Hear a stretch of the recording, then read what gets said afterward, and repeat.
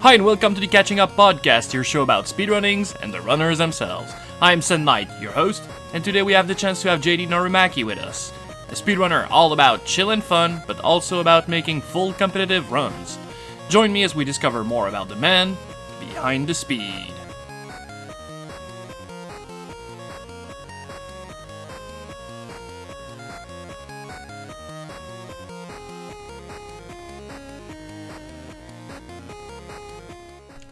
Hi and welcome to the Catching Up Podcast. I'm your host, Sen Knight, and today I'm very happy to have the chance to have JTNoriMaki with me today. Thank you, man, for answering the call. That's super appreciated. Yeah, definitely. Looking forward to talking with you. I think this is going to be a lot of fun. I think it will be. Like I usually do all the time, I think this is going to be a good start for the show. I will ask you, JTNoriMaki, how did you discover gaming? Was it when you were a child? Oh, it definitely was, and we're gonna pop into the old Wayback Machine for this one here. If you're Yes! a fan of that old cartoon, I can't even remember the name of it. That's how old that cartoon is. But Mr. Peabody, I think, Yeah. right? Dog, yeah. Any rate, tangent right there. So yeah, let's hop back in the Wayback Machine. Now, I was a child of the '70s. I grew up. I think the most formative years for me were in the '80s, so we're going back pretty far here. And Yeah. you know, playing for me was board games. It was going outside, having to be in before the street lights turned on. Bikes, and I've got knee scars to prove it.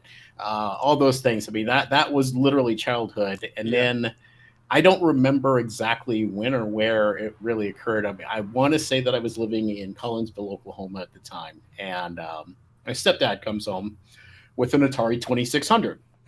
Never heard of it. Now, keep in mind that I was aware of like arcades and stuff like that. They had arcades set up in town. Spend my allowance there and things like that. But no home systems at the point until the Atari 2600 came out, and he comes home with this thing. And that night we were playing Pong and all this stuff, and it was like, oh, this is really cool. I wouldn't say I necessarily got into it as much. It was one of those on and off kind of things for me. I mean, being a young kid and school was still kind of important for me in Yeah. the early days and all that. But I'd spend my time with it, and we got more and more games, and the game that always scared the heck out of me whenever my stepdad would play it was Haunted Mansion, and Oh, yeah. all your sprite was a pair of eyes that were just going through all these dark rooms. You had spiders and ghosts and all that stuff, and it was scary at the time. I mean, you think about horror games today. How Yeah. does a little sprite game like that actually do it? Well, it did for me, back then, for sure. And one of the few games that I really got involved with as a kid a lot was Canyon Bomber, and that actually Okay. didn't use the joystick with the button on the base. It used the paddle, so you had this dial with like click button on the side, and Okay. I loved the heck out of that. And all it was a plane going back and forth, shooting blocks like reverse Arkanoid style, Okay. and trying to clear those blocks out of the canyon, and it was just stage after stage. So, that was the majority of my youth. I mean, I think my fondest memory as a kid, I might have been 8 years old at the time, is I spent one Saturday morning. I got up. I think it was raining outside. My mom was home. She was off work, but I plugged in Defender. Okay. And that was one of my favorite games, just kind of messing around. Well, I sat there and I played it, and I kept playing it. By noon, I had flipped the score without game over. I couldn't believe that happened. Like, that was a huge achievement for me back then, and it's like, oh, I'm halfway decent at games, I guess, So I had Yeah. to kind of keep going from there, and seeing what else was out there. Eventually, as time goes on, we get the NES. Yeah. My stepdad, being a Christmas baby, more or less, my birthday is the day after Christmas. Okay. Yeah. My parents would always do gifting in a very, very odd way. That being said, it would be Christmas Day, and I'd get a bunch of these little minor things. So I'd get a little miffed because my sister would get like the really cool items throughout the source of it, and mine were like all crappy. I'm like, what in the heck is going on here? But the way my parents always played it was, they would give me all these little small knickknacks and whatnot, clothes or whatever, Yeah. Sure. and then right at the very end, they'd come out with a surprise gift, some whopper of a gift. And they did this perennially, like every year. That's how they played it. I never caught on to it until I was way older and thought about it. Was like, oh, I see what they did there. So, any rate, they come out with this big box, and I open it up, and it's a Nintendo Entertainment System. Super Yeah. Mario Brothers, Duck Hunt had the Rob the Robot, Wow. Yeah. Gyromite. Okay. I mean, it was like the package back Nice. then. And that was like, well, that was the rest of my day. Right there, we got that hooked up, and we were playing Super Mario Brothers and all this other stuff, and Duck Hunt and all that. It was a good time, and that's how Yeah. I kind of started to really form into it. But it wasn't necessarily my system per se, even though it was given to me as a gift. It became kind of a thing between me and my stepdad. Okay. Um, Yeah. I love the Mario Brothers game. I love Duck Hunt and things like that. He started getting into the other games that were involved with it. So, um, one of the early kind of formative things I can remember would be, him playing Metroid Oh yeah. and him getting lost. And I couldn't, I refused to play the game, but I'd watch him play it all the time. Could never really figure out why that was. I mean, I kind of like the Metroid series. It's not what I'm super attached to, Yeah. but he would play it a lot, and I'd kind of help him through the map and whatnot. This is way back before we had internet and all the Yes. fun Exactly. stuff. So you had to figure this stuff out, and you Yep. Yep. You called had to the work your Nintendo ass off. hotline. Yeah, so there were just paper notes and maps drawn everywhere. Been there. And then also another game that he got into that I more or less watched, didn't play myself, was the Final Fantasy One on the Yeah. NES. And I got a really funny memory with that one too. Is he was kind of past or getting close to late game, and he had chosen a monk to be part of the party. Couldn't figure out for the world why this monk wasn't doing any damage. He was sitting there grinding levels for days. I mean, this went on for days and days and days, where he would grind levels on it. And just on a whim, I said, you know what? Try taking the weapon off of him. And he did, and this monk is like whack whack whack, 34 hits, couple thousand damage, because he grinded levels like crazy. Yeah. And it was like just analytical side of things. I started to kind of learn how games worked at that point, because there was such little nuance. And I mean, this is an early NES game. He loved his Dragon Warrior. Yeah. I played Dragon Warrior a lot too. That game was hard. Yeah. But it was a very fulfilling finish. And of course, I think we all made that one mistake where we get to the final boss and he's like, ha ha ha, join me and we'll roll together. Yeah. And you say, sure. And he goes, ha ha ha, you're dead. Game over. Literally. It's like, Yes. oh, oops. Yeah, and you have to do the palace again, so that's kind of a trouble, yeah. Yeah. So that was a lot of my youth. I mean, at that point, arcades started getting the cabinets like Mario Brothers, and then they also had Double Dragon. And then you get which one was it? I forget the company that made it, but Dragon's Lair 2. Yeah, okay, too. yeah. So gaming for me at that point was allowance being spent pumping quarters into these very difficult games that were designed to basically eat all your money. Yeah. and they ate a fair share of my allowance. Yeah. Luckily for us, the only I was born on an island, and the only arcade we've got was the ferry boat that would bring us to the mainland. So I would go there once or maybe, if lucky, twice a year on the ferry. Ooh. Because you wouldn't go to the mainland often, only if you had to buy big stuff like a car or a new bed or something like this. But other than that, everything was on the island. We didn't have to leave often. So, but the boat ride, I think half of the boat ride's costs was us getting on the boat and paying for the ferry, and the other half was the quarter I would put in the arcades. Luckily for my parents, it was my only access to arcade. Damn, did I play those things. Like the Tower of something, like the Dungeon and Dragon one. That game gets so hard by the end of the game. Tower of Doom, I think it's called. Tower of Doom sounds a little familiar. I wasn't much for those. I liked my beat 'em ups and my shoot 'ems. I liked, Galaga. I liked the Double Dragon game and things like that. I didn't, I had Mario Brothers at home. Why would I spend, money in a cabinet? Exactly, makes sense. I've got that game at home. So yeah, I mean, those were the early formative years, I think, that kind of got me into it, and I think one of my earliest achievements and what I didn't realize was maybe I was born to speedrun at the time. Okay. I played Mario Brothers so much that I was really proud of the fact that I was able to beat that game in under 12 minutes. Yeah. This is in the 1980s. That could have been world record back then for all I knew. Yeah. But I never really thought about it. No one ever thought, hey, try to play games as fast as you possibly can and you do whatever. You just enjoy the experience. Maybe you challenge yourself a little bit to see what you can do, and you went from there. So Yeah. that was, again, early formative years. After that particular point, I kind of just had a healthy mix. I had school and friends and all of that stuff. So it wasn't always games for me at that point. And even when my parents, I think it was the very first year too, they on Christmas Day did it again, this time with the Super Nintendo. Yeah. And then it was Super Mario World and stuff like that. And I can't say that I've got any specific achievements with Super Mario World. I might have pulled 96 exit by computer, complete accident, throughout it. Not in the first playthrough, obviously. I don't think anyone would have ever done that because some of those were really tricky to find. But, Yep. You got into that, but then that's kind of where my love for RPGs really kicked in too. Oh. Because Final Fantasy II, as it was marketed here, it's really 4, came out, and I played the living hell out of that game. I played that game so much that I was super proud of the fact that I could actually go from start to finish in under 8 hours. Just beat it in one sitting. And it was a tight fight against Zeromus at the end, but I managed to pull it off.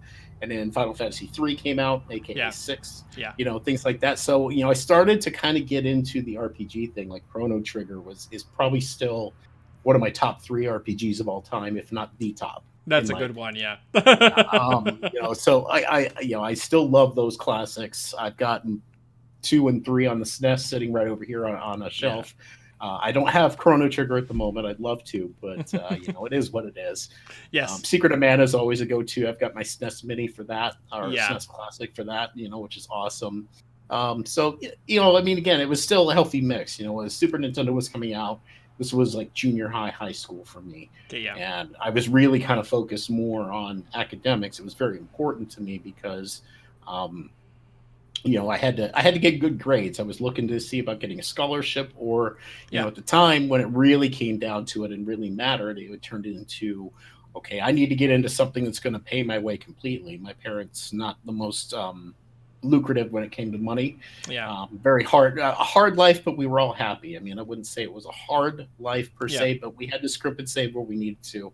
And my friends, I use that term loosely because throughout my years we moved around a lot. Oh yeah, it was basically it was an annual event for me. So damn, okay. And it wasn't military.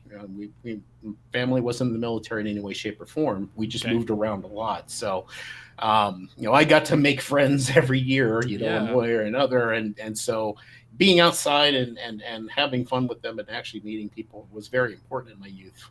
Sure. For the longest time. Had to be tough though. It did. I mean, you have to start over. You just almost expect it. Like you start to make friends, and then you realize you're gonna have to say goodbye to them. You may never see them again. There's some very minor, like onesie twosies that I've got from my really early years. When going back to when I got that regular Nintendo and the Atari 2600. I've got one person I'm still in contact with there, and he tracked me down on Facebook, like of all places. A while ago. Problem is I don't do Facebook anymore, so I'm not really in any sort of contact with him either. There's a lot of years, from Utah and Idaho and Montana where I lived. I have no contact with anybody that I knew there. No. I probably can't remember anybody's name that I was a friend with there. My real friends didn't kick in until we moved back to Arizona. Okay. And that's where we settled down, and I got through all my high school years and whatnot. Okay.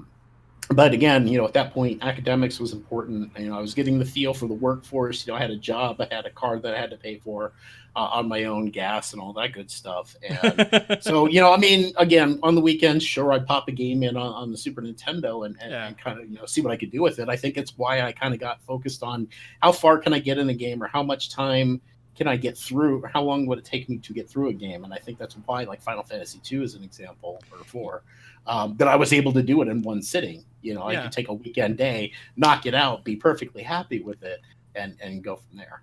If I catch your drift there, then you mean that since you had so little time, or you wanted to pour so little time into gaming, that every sitting had to be an achievement in itself. A little bit. I mean, yeah. I mean, I wasn't necessarily sitting down going, how I wasn't like min-maxing. I wasn't trying to figure out, what's the best way to do it. I just knew the game well enough to just get through it. I could beat Super Mario World in one sitting. It didn't have to be 96 exit at that point, but it was just like, I want to beat a game, I want to beat a game, I want to beat a game. And I think that really defined kind of how it is for me now. Then in a way, now that I think about it, it's weird how you put words out and it's suddenly kind of you get that light in the head and you're like, oh wow, that explains a lot for me these days. So it really probably did, and at that point then graduation was upon us and I was in the ROTC program. I got an appointment to the United States Coast Guard Academy. What is ROTC? I forget what the acronym stands for, to be honest, but it's like so the ROTC program is a military branch representation within like a school. Okay. So, you would have to wear a uniform once a week. They kind of put you through some of the rigors of what a military service like would be. You had physical fitness tests that you had to take once a month. You had to dress up in uniform once a week, be inspected. They had little like activities like drill team and things like that. You also learned about service history. In my case, it was the naval or Navy one. Okay. And so I was learning about naval, like the history of the Navy, nice. and where everything was going from that particular point. So really good academics during that time frame led me to getting that appointment. Like I had A's and B's, mainly A's throughout all of my academic career, and just by some stroke of luck, senator in Arizona signed off on it and I was appointed. Well, kinda. I had to go to like a preparatory school for a year. Okay. And so that's where, now that's where I kind of met my best friend now. Nice. Who lives just a couple of miles off this way from me. And I mean, he's going to be moving around. He's got a full family and kids and all that good stuff where, I think we kind of went our separate ways over the last few years, but he's still my best friend. He's someone I still associate with, and hopefully I'll get to see him here when he comes up from Atlanta to visit his family, or actually come and be with his kids and all that for a bit before he gets them prepped for moving and all that. So hopefully we'll. But that's when games kind of fell aside for me. It was very important. The problem was that I couldn't focus on one thing, and it was a big problem. Yeah. It was a big problem for me. And I actually learned failure. I got through the preparatory school, but it was barely. I was very keyed on so many different activities and spreading myself thin. So I passed, but just barely. And then we get into the service academy, and I get through the first half of the year okay-ish, but again, I still couldn't focus on one thing. I had the military side down, no problem. That was easy. The academics and mixing it with everything that I wanted to be involved in. I was on the football team. I was in the volleyball team. I was on the drill team. I was doing everything and trying to hold my grades up, and it just wasn't working. And, man. Sure. I think the academy did realize that I was worth the effort. They actually offered to let me do another year. I'd have to watch my friends that I had formed during that first year be like a year ahead of me and things like that.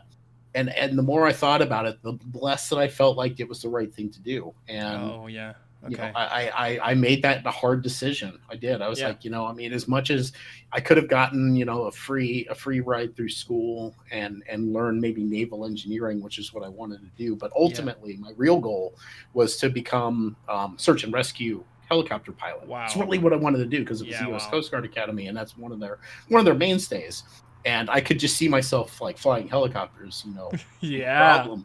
I would have loved to have done that, but you have to make the tough call. I mean, that during the course of that year and kind of dealing with the adversity that I did and the fact that I never failed at anything that I really got into. Yeah. I had an episode where I actually had to be put into suicide watch. That's kind of how bad it got. So, weighing that in, I was like, you know what? No, we're gonna call it good. I appreciate you guys, putting faith in me and all that, but I think my better choice would be just I'm gonna head home, Yeah. and we'll get life going that way, and that's what I did. I returned home, um, joined the workforce pretty much relatively immediately. I mean, I bounced from like this job to that and whatever, and ultimately kind of led me into a path of customer service, and Okay. then eventually leading to my current job, which is more analytical. So I do systems, or not really systems. Well, I do systems administration now. Initially, it was just, oh, I'm just going to be an analyst. I loved Yeah. looking at data and numbers, and figuring out patterns, and how to address those patterns, and that's what I became really good at. But ultimately, then my passion shifted to the technological side, like learning the Nice. tools and all of that. So, I spent a lot more time, in servers, and dealing with a variety of different, troubleshooting efforts to help people system admin access and whatnot. So, it's ultimately where it landed down. My return to gaming was kind of off and on. Like, I went through having a PlayStation. I skipped the N64. Okay. I never got any of the Sega consoles during the time. Okay. And one of my first jobs coming back was actually at a place called Incredible Universe. It Okay. used to be owned by the Tandy Corporation. They went bankrupt quite a few years ago and Okay. sold out to Fry's Electronics out of California. But during my time at Incredible Universe was kind of my reintroduction back into it. Okay. Again, the N64 was there and it was kind of cool, and I sold it and all that good stuff, but it didn't really catch me as much. The 3D Mario's, I'm like, I don't know about a 3D Mario, or any of that stuff. So I never really bought into it. But then, Final Fantasy VII was coming out on the PlayStation Yeah. 1. I was like, okay, here we go. RPG love, and my love of the Final Fantasy series. Yeah. I loved 2, I loved 3, as we knew them, 4 and 6 respectively. So it's like 7, yes, and and it was the coolest thing. I'd always put that thing in the demo.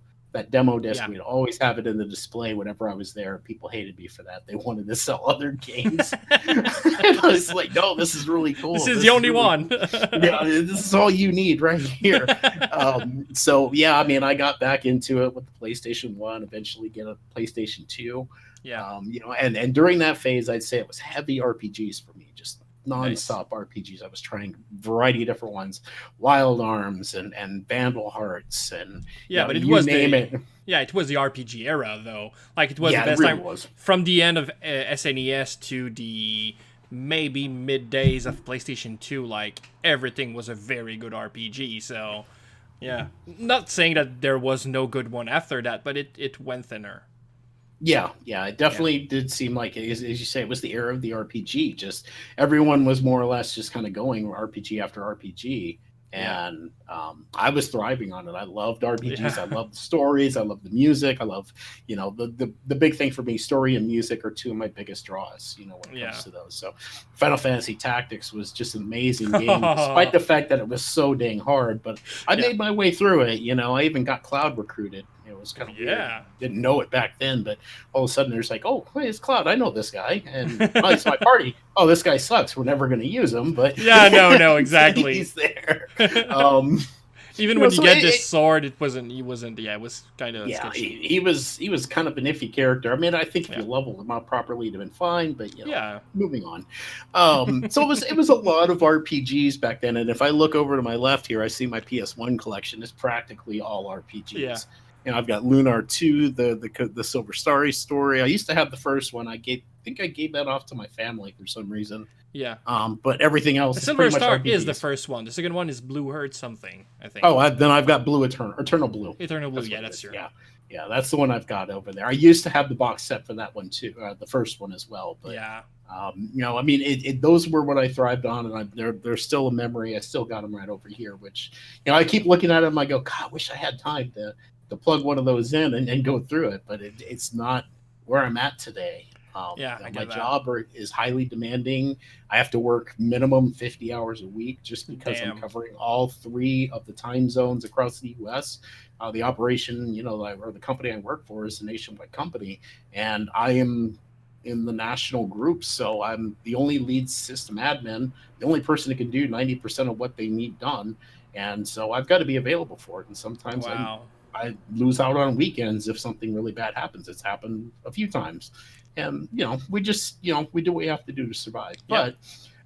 But so I guess that's youth to almost now. I mean, I basically stuck with the Sony products. It was PS3, PS4, I don't know, all of those. I didn't get into the Sega consoles, never got into the Microsoft stuff, so no Xboxes or anything. I think the big turnoff for me in Xboxes is first-person perspective shooters. Not my type of game. I'm terrible at them. I refuse to play them practically. I did try Overwatch for a while, but I realized I was bad at it. I have the same problem. The only one I had fun with was probably Borderlands 2 because of the heavy RPG elements. And like you said, I'm not really good at shooters, but I found out friends that can deal with my very bad... Like, he's doing all the heavy lifting, and I'm like shooting like around an enemy, and at some points I kill it, and I'm like, yeah, I've done my part. I'm turning around, he's like, yeah, you're good, I'm proud of you. And then there's like 50 cadavers on his side, and I've killed one. And I'm so proud. I just realized, like, I'm useless. Like, I'm not helping him at all. But that's fun. Yeah, that's a pretty bad feeling when you get down to it. But I have a lot of. If you had fun, fun doing it, that's what matters. Yeah, right? exactly. So that was your introduction to gaming, and then, like you said, we've done we've drawn a portrait of who you are, and that's super cool. But then you were introduced at some point, and I don't know when, but to speedrunning. Like the community side of speedrunning. When was that? I want to go... Let me think of the year. I was only... It's maybe 3 years into... Probably my current job was my first introduction to it. And I guess there's a little more backstory here. So at the time, I... had a roommate. Okay. And him and I were kind of messing around with the idea of, we gamed pretty well together and wanted to kind of share that. Well, around this time is when Game Grumps started. Okay. So I'm pretty sure the Game Grumps. Sure. And the content that they do. We wanted something like that. And at the time I was watching a lot of Let's Plays on YouTube. Yeah. The Great Clement is one that pops to mind. I think I watched him very avidly during, and I wasn't as big on Game Grumps as everybody else was, but I liked what the Great Clement was doing with it. and so I was watching a lot of that, and my roommate and I had started a little endeavor, and we still have our channel out on YouTube, though we're not doing anything with it. We haven't for a very, very long time. But we were starting kind of our own, let's do Let's Plays with drunken commentary. Yeah, sure. And we thought we were funny, but we were also drunk. So everything's funny when you're drunk. Yeah, take it with a grain of salt, at that particular point. But at any rate, so I'm kind of rolling through on a slow Saturday as I'm kind of keeping an eye on the business and how the call queues are doing and stuff like that. And then I come across this, how they started recommending videos right around that time. Yep. So I'm watching one of the Let's Plays, and then suddenly I see this this YouTube video, and it says Final Fantasy IV by done in, and I forget the time, but it was Brossencha's run. Okay. At GDQ 2014. I'm very wrong. I should have looked this up before the interview. At any rate, it was Brossencha's run. He was doing Final Fantasy IV, and it was in 3.5 hours or something. I'm like, wait. That can't be right. Yeah, exactly. I know this. I know that game inside and out. There is no way anyone beats that game that fast. I can do it in just under 8 and just barely. Yeah, exactly. So I click on it and I watch, and the game starts out pretty normal and whatnot. But then he gets to the part where he does the 64 stair glitch. Yeah. And that blew my mind. I had no idea. If I had done anything like that in my youth, it didn't register. And I was like, wait, what just happened? And I rewind it. I watch it a few times. I'm like, what is he doing here? How is he doing that? And I thought it was the coolest thing ever. So that kind of introduced me to speed running. And I started immediately switching from watching Let's Plays on YouTube to watching GDQ run after GDQ run after GDQ run. I went through and I binge watched probably a good 3 years worth of GDQs at that point. So I'm Damn. like, well, I don't even know if it was that long, but I mean, I've been speedrunning for 3 years, so Yeah. this would have been, I think the run could have been earlier than that. It could have been like a 2012 or 2013 run. Okay. Um, any rate, so I'm just watching these things left and right, and I finally stumble across one that totally catches my interest. It's a platformer. It's cute and it's charming, and the delivery of the runner during that GDQ really sold me on it. I'd never heard of the game before in my entire Okay. life, so I was like, I'm gonna have to check this out. And and I watched this video a couple of times, and then I finally broke down and bought it. I had a Wii U at the time. I found it on the Wii U Virtual Console, and I bought it. And that was my introduction to Shantae and the Pirate's Curse. Yeah. It's my favorite game, probably in the last few years. It is such a cute and charming series that I couldn't say no to it when I Yeah. when I finally got it and started playing it myself. And not only was I introduced to speedrunning at that point, and having watched his run, I was like, you know what? I wonder if I could do this. I wonder if I could actually do an actual speed run of the game. Now I'd been kind of familiar with Twitch at that point. I hadn't been on it long. I'd say less than a year. Okay. Eventually, I think when I don't remember what the pivot point for me to join Twitch was. I knew that these speed runs were being aired on Twitch, so I was like, Yeah. maybe that's what I'm gonna get on there. So I made an account, and one of the first channels I ever followed was Skybills, and I spent a lot of time at Skybills channel watching her do the variety of different stuff that she did. I think at that time she was really keyed more on um, 96 Exit, Super Okay. Mario World, and doing a lot of different Mario stuff in general at Yeah. that particular time. A little bit of Star Fox here and there. The things that she's really known for at the time.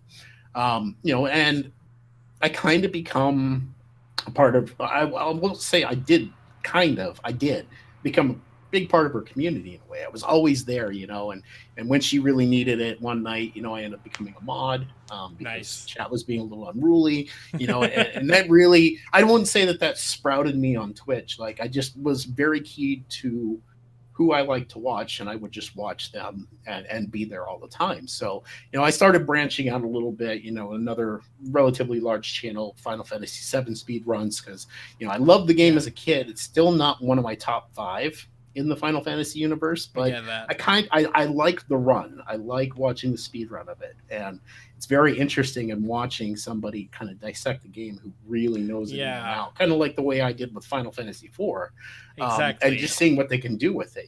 So, I start branching out, and then this other large streamer starts up a bit of a community team. It wasn't, he actually is partnered, so he did actually make an actual stream team, and Okay. I was relatively new to streaming at that point. Like I still didn't really know what I was doing. I had the PC for it. The only thing I was really missing was knowledge with capture equipment. Yeah. When you're doing let's plays on YouTube, it's completely different than live streaming. Exactly. Yeah. And one thing that you have to worry about, when it comes to doing speed runs, obviously, is input delay. Wrong device, Kind of and important. it's Yeah. horrible. Yeah. So it was I was really getting my feet wet and really doing that. Now in the course of this, like I just had a major life event change. Got divorced, and it Okay. didn't go my way. It did not go my way at all, Okay. and I still feel it financially, and probably will for a very, very long time. Damn. So it turned me, that event made me quite the introvert, and Okay. I still feel that I'm quite the introvert, to be honest. I don't get out much anymore, Okay. so I needed something to keep my sanity, and I know. How would you define introvert then? Because I might have a different definition, but by introvert you mean that you don't interact with other people as much? Not really, to be honest. Like, Okay. so my interactions now are more online Yeah. than in person. I work from home. Yeah. I'm allowed to do that with my job, which is a godsend, to be honest, because I cannot afford to live in any of the cities where there would be an office for me to go. So Yeah. it actually is a wonderful thing that this came out. And I used to hate the idea. I was like, no, man, I'm a people person, and I really was. In the early parts of my job, and even through a lot of my ascension through the ranks and becoming a manager of workforce. I was all about being in the center and interacting with people, Yeah. But as things started to fall apart with my marriage, I kind of shifted a little bit, Okay. and it was I didn't really want to associate with people, but I was dealing with so much. My Yeah. job was already like taking a toll that it really was. Plus, I'm dealing with all of this stuff personally, and unfortunately, it ultimately all did come to a head, and I had to make that call to for my own sanity because I was driving myself insane, literally. Yeah, I get that. um so it was either that, or I just sit at the bottom of a bottle the whole time and die at an early age of liver failure or something. Yeah, yeah. Ultimately, obviously, the depression that comes with divorce, it didn't stop me from drinking, and I went through quite a few years in a bad way, put it Yeah. that way. It took making a lot of friends on Twitch and really kind of becoming part of a community, and maybe even starting my own community in a way. It almost Sure. feels that way. Sure. That these guys become not only just friends, but a part of family to you. Yeah. There's people I would literally die for in Twitch and throughout it. And I can thank speedrunning for this, to be honest, because it ultimately is what led me to it. And I love the community as a whole, everything that you do. And it wasn't my motivation for getting in wasn't, oh God, I got to get world records. I got to make Yeah, a ton yeah. of money. I want to become a partner on Twitch and make bank. I want 50,000 subscribers. No, that was never in any part of my consideration. Yeah. And me, I wanted to do it because I loved what I saw the GDQs doing. They were doing it for charity. And I love Yeah. charities.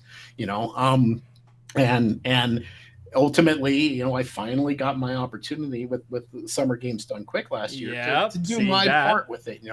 Prior to that, I'd been to some GDQs. I went to GDQ 2015 or AGDQ 2016, and I volunteered and did donation stations. So I was filtering the donations Yeah. stuff, and passing it up to the main reader. A little behind the scenes stuff, nothing big. Yeah. After that, then I didn't get another chance to go to a GDQ until 20. It could have been 2016's SGDQ.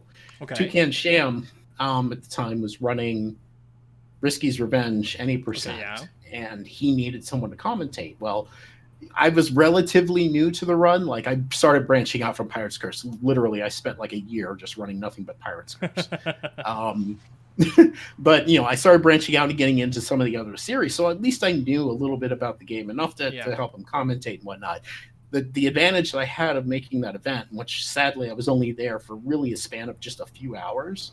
Okay. I was moving at the time because I couldn't afford to live in Denver. The housing prices went through the roof. Okay. And the amount of money that I'm shelling out to my ex is insane. Like, no person should ever have to deal with that. Yeah. Any rate, so I'm happened to be like, it was en route to where I'm living now in Wisconsin. So it was like I drove through, I stayed at another hotel. It was a different hotel, and I walked a good couple of miles in to the actual event site. Got my registration badge, and then was kind of like working with him on commentary the day before his run. Well, that run kept getting pushed back and back and back. And of course, my roommates that were going to take me in for a bit to allow me to get financially back on my feet, especially after a huge move like that, was they're kind of expecting me that very next day. I said I had to stop in Minnesota. I told them I was going to do that, and so I get there, and finally his run happens at like 3 a.m. in the morning. and if you see me on that back couch, I've got the visor pulled down over my eyes where you can't really, and I'm very deep voiced, which is a kind of a mainstay of the shows. I'm extremely tired. If I go super Barry White bassy on you, I'm exhausted. And that was my commentary for that. And I hate watching that run back because all I hear every time I open my mouth is I will end every sentence with the word "so." Like, I'm gonna say more, but I don't. And it's a character flaw. I think I still catch myself in a lot of different situations when I'm doing verbal speech that I'll do that. And I'm not sure what it is. It just kind of is what it is. But I try to move on from it and be aware of it. But it's just so funny to watch that back recently and just going, what are you doing, man? What are you doing? It's probably a moment of respite. I do that also, but not necessarily with the words "so." It can be anything else. But sometimes you just need time to think, and then you have few words or just things you do that gives you that 1 second you need to just put your next idea in line. Like sometimes you're so much into what you're saying that you don't prepare the next sentence, and then you end up at some kind of a wall, and then you need like that 1 second to just, where am I going with this? Oh yeah, that's true. And then you go to the next sentence, and that's a word you place there. Maybe it was something like that.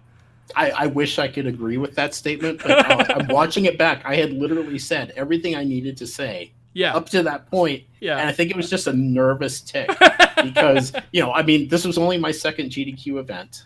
Okay. And I had not really known still many people. Like there was the streams I hang out in. I'd gotten to know a number of people, and in the brief amount of time that I went there, I probably met and befriended more in the community than I did having spent the entire week at AGDQ earlier that year. Okay. I spent a lot of time at AGDQ doing my own thing. I spent a lot of time in my room, and my job wasn't exactly very happy, I guess, about me taking a week off, because it was every day I had to do something. I was in a meeting. I was, this, that, and other thing. So I spent more time, I think, in my hotel room than the actual event. Yeah. This one night in the middle of the move, I got to meet some wonderful people. I actually got to hang out with Scavenger 216. He's become one of my better friends, I think, in the speedrun community. Nice. At least that's the way I see it. I don't know if he agrees, but it seems like every time we see each other at a GDQ, we hang out more often than not. Nice. Jam Eviler, I got to meet, and get to know pretty well. John Carl's a little bit, so even though I was only there for just a few hours, basically to do commentary, and then I had to go get what little sleep I could before I was back on the road next morning to finish my move. Yeah.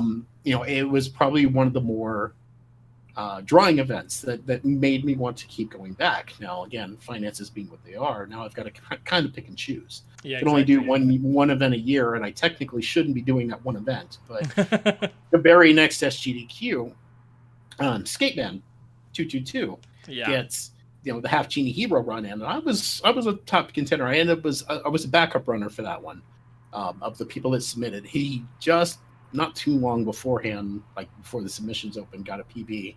I just couldn't catch. Okay. And that was there's some difficult segments in that speed run. He's a very talented speedrunner. So, I wasn't upset by it. I mean, I wanted to be the runner, but things are what they are, and I accepted it, no problem. And I was like, yeah, I'm definitely going to be there for you. And I went the entire week at SGDQ that year. And I'd branched out more by this point. I mean, a year's gone by.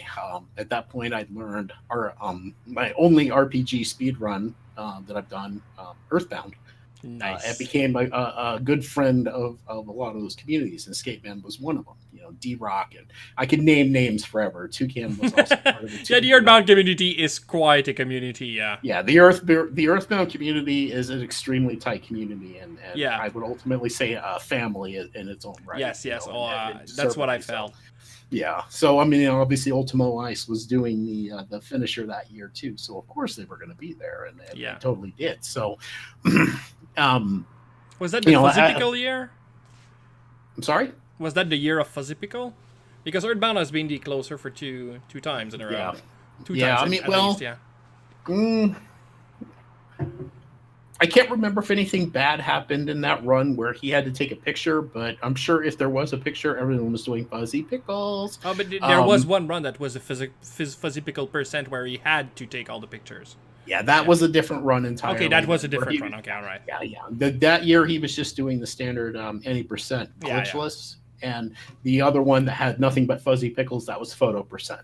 I can't remember when that one. Maybe that was at AGDQ where he did that one. Probably. I didn't get to attend it, so it didn't really register. I didn't get to watch a lot of AGDQ last year. Okay.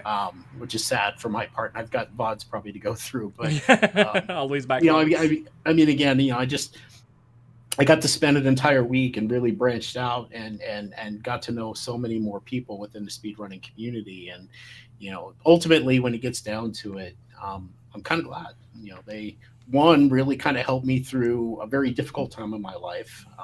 Still adjusting to post-divorce and what that life feels like, and depression that goes along with it. And yet, being the funny and warm and welcoming community and people that they are, They all, in their own way, have done their part. And Yeah. at that point, my stream really started to take off a little bit.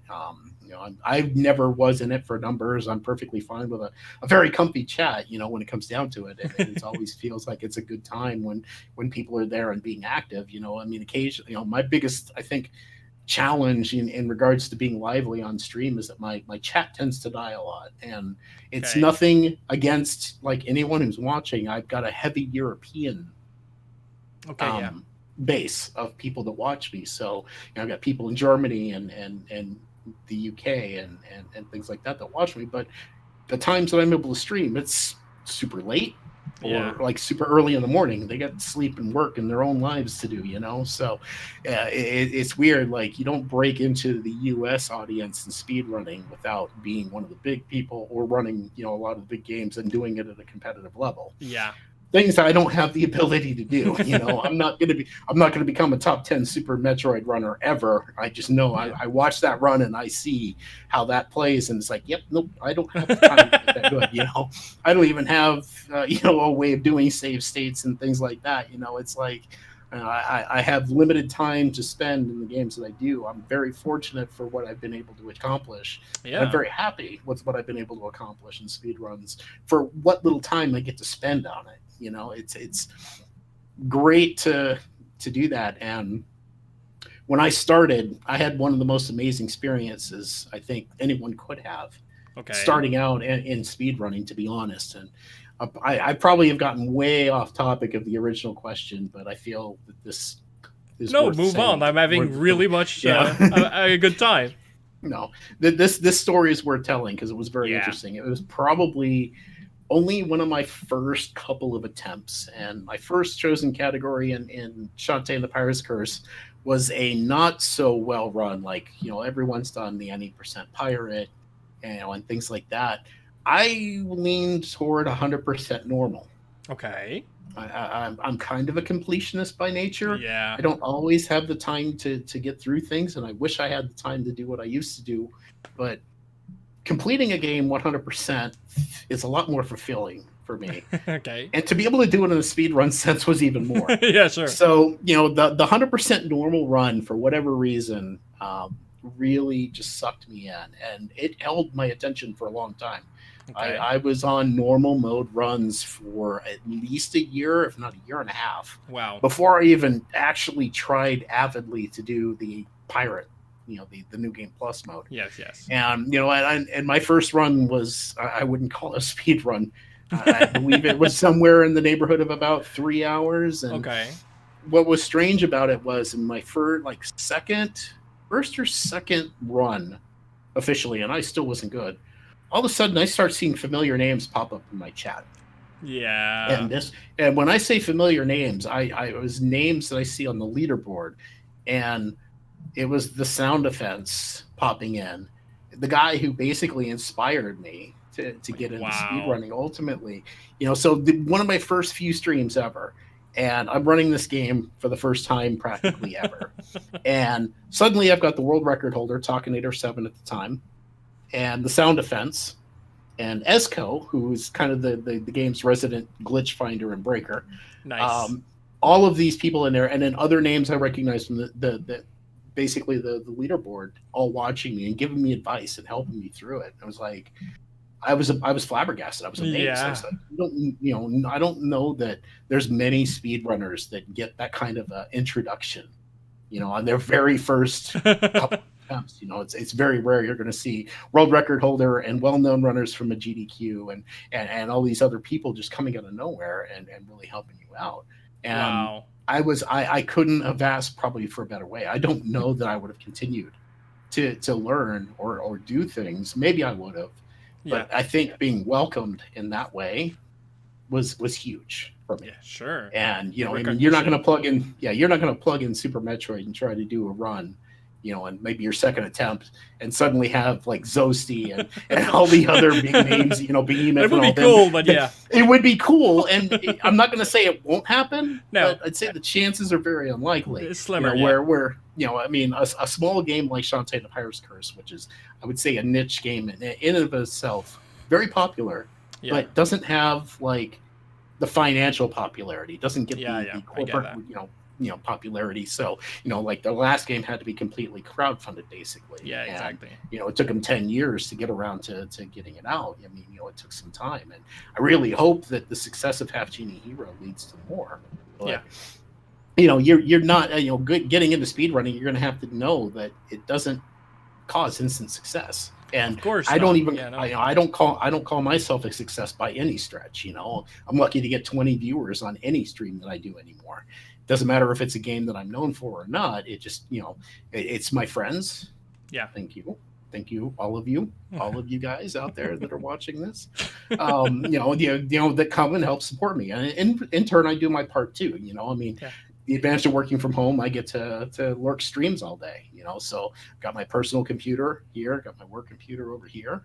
So I'm working over here. I've got streams pulled up on my monitors over there. So I'm lurking and listening to them, and always Exactly, yeah. there to try to be there as much as I can.